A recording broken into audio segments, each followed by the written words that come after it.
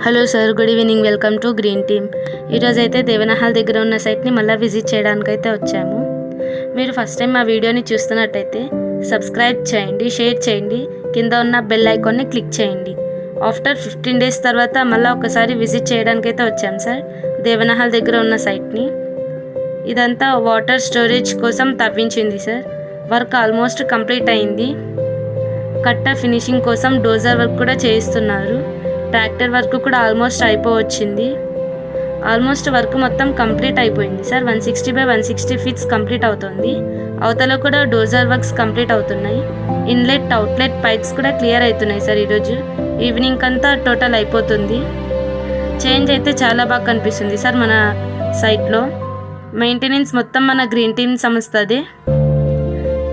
First డేకి 15 daysకి చాలా change అయితే కనిపిస్తుంది.